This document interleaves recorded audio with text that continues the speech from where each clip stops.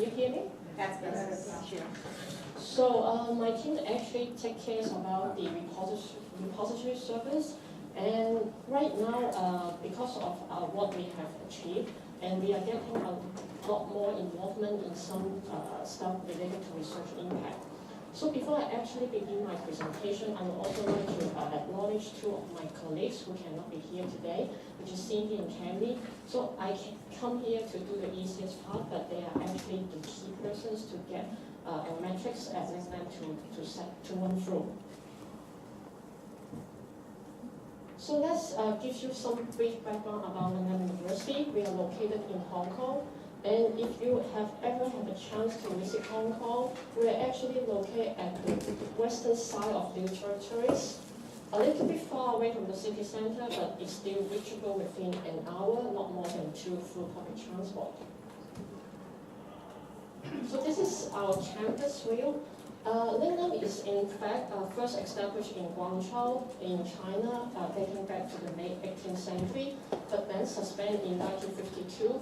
But later, there were a group of alumni going to Hong Kong, and we established Lingnan first as a college in 1967, and we then spent like 30 years until we finally get back the university status.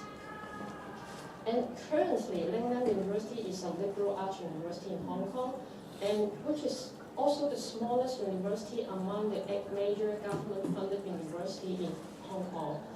And in these few years, the university management seems to be getting very crazy with the university ranking.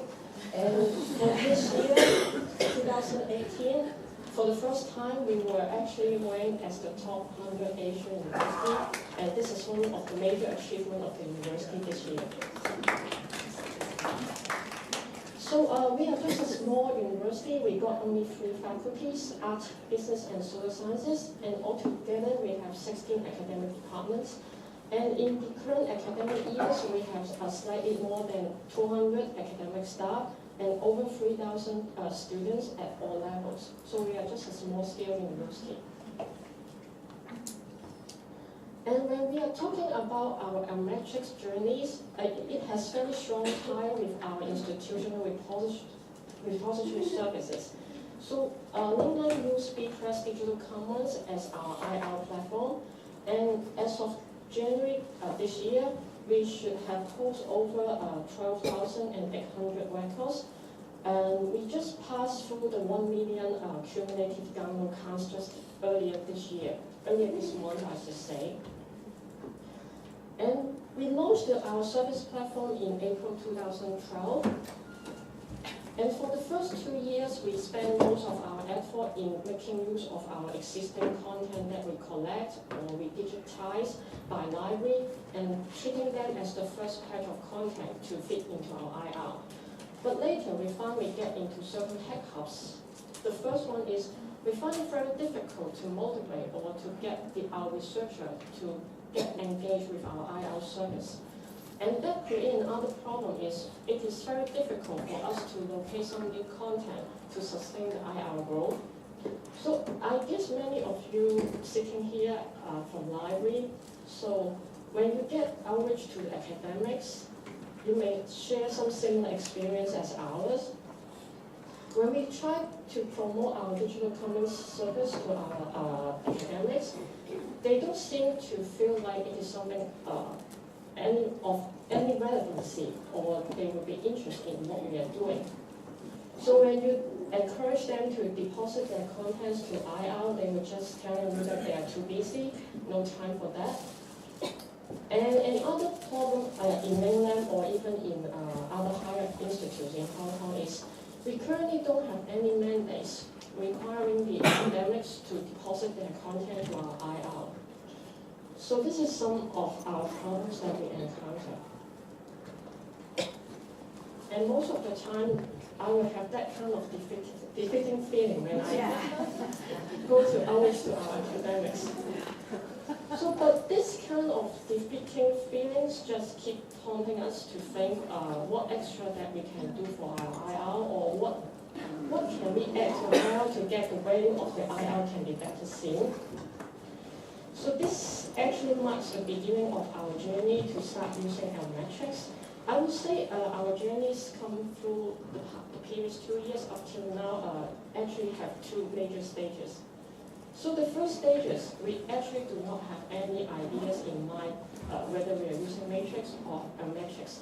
It just begins with a very simple action that we did by sending our end users department with some download usage report that we collect through Digital Commons, and just as a gesture or routines to let them know for the contents that we help them to deposit to our IR got some readership.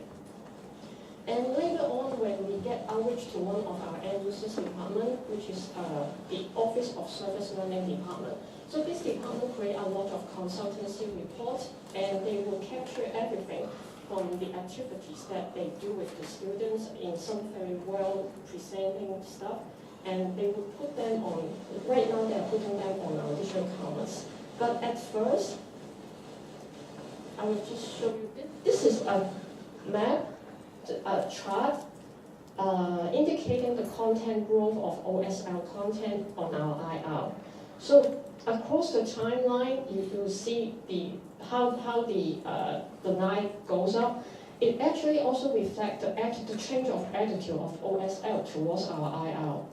So we first approached them in sometimes around 2013, going them to promoting our platforms and hoping them they will deposit their content to our IR. And at first, what we receive is just some very impassive response. They do not actually show any interest, nor they will support you anyway. But since they don't say anything about, they do not indicate they have strong objection. So we just approach them, suggesting them, the library takes care of everything. You just let us have your content and we put it on IR. And they first just let us to do so for around 20 publications. So we do it anyway. We put it on the IR, and later on in 6 months' time, we send out the first download report indicating there were 800 downloads for that 20 publication in 6 months' time. And at first, we didn't expect to have any response from them, but after they read that 800 numbers, some point from OSL come to approach library asking more details about these downloads, and they seem to think that this number is something like they consider it as some tangible evidence that can show to the senior management the report that they create, the consultancy report that they distribute, got some real readership. And since then, they are very happy with what we are doing for them. And from that point, they will start to consider migrating more contents to our Digital Commons.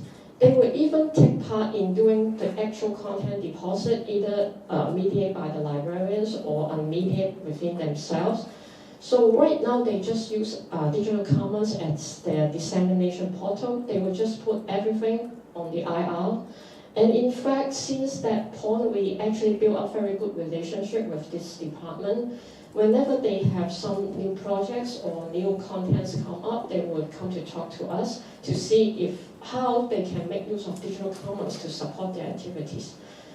And with this positive response from OSL, it prompts us to think a little bit more whether we can utilize Matrix to promote our IR service. And at the same time, it just happened that there were some growing demands for having research impact data across different stakeholders in the Lingnan University. So the first thing is because I just mentioned the university management is getting very hyper with the university ranking. So they keep forcing everyone, not just library, but everyone in the university to contribute what you can do in order to raise university ranking to a little bit upper level. And another very pressing issue is we will soon having a so-called research assessment exercise, which is a mandatory exercise conducted by the Hong Kong SAR government. All the government-funded universities in Hong Kong have to take part in this exercise.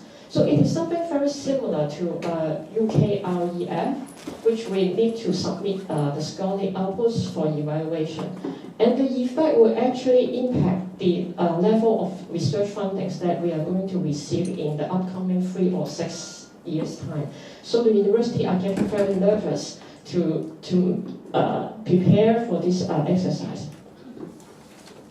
So because of many of these factors appearing, we start to have some full-scale implementation of matrix or Altmetrics to leverage our IR platform to achieve this. So Lingnan used PlumX to work with our digital commons. We chose PlumX because it worked with digital commons to capture our usage as well as to capture other external matrix that our university management or even other the researcher would be interested. So it was just, at first it was just a simple workflow to get two platforms connected so that every of our records processed in IR got a PlumX widget. But things begin at the very beginning, it seems to be very easy, but we then get into a situation that when we want to achieve a little bit more on the Altmetrics custodiality, we are having a little bit hiccups. So one of the issues is PlumX with the content hierarchy of our IR system. So at first, when we launched the IR system, it was just an IR. We just capture the bibliographic metadata of the staff scholarly outputs, put into a series, and then have it fed into different researcher profile. So from this point, we can only create 2 levels of Altmetrics. So either you are looking into individual researcher Altmetrics or Lingnan Altmetrics as a whole. But we very much want to cluster them into different levels so that we can get different stakeholders like university management as a whole, or down to faculty deans, or down to department heads. They will have the set of Altmetrics that are actually work for their interests.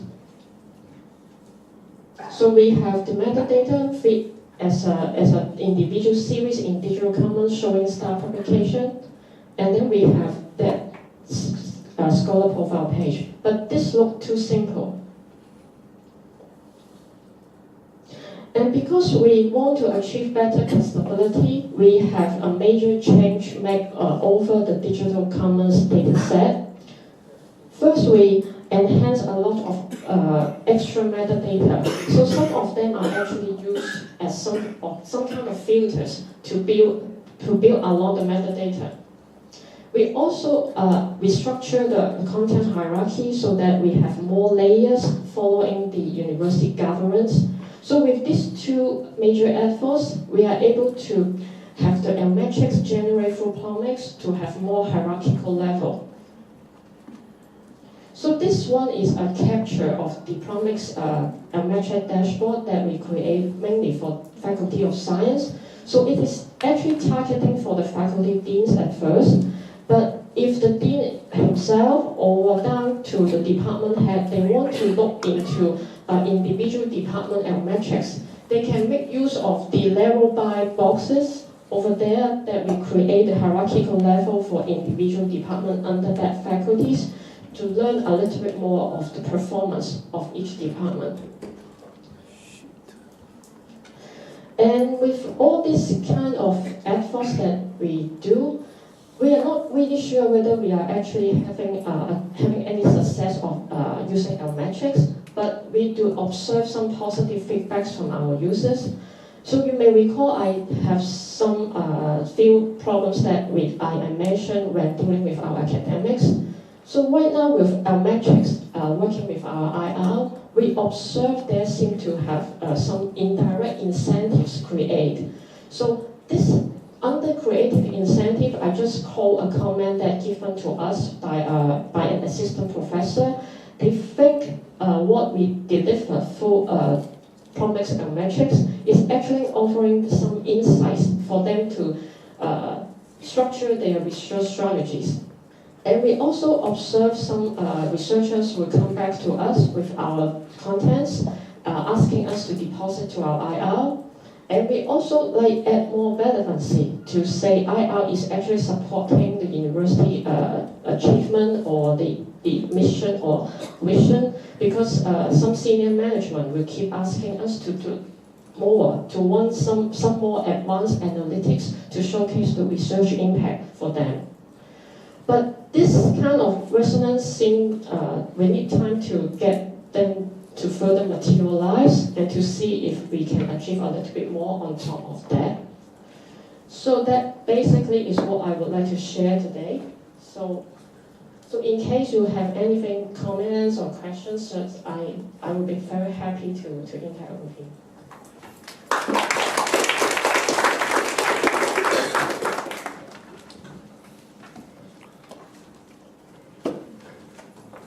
Any questions?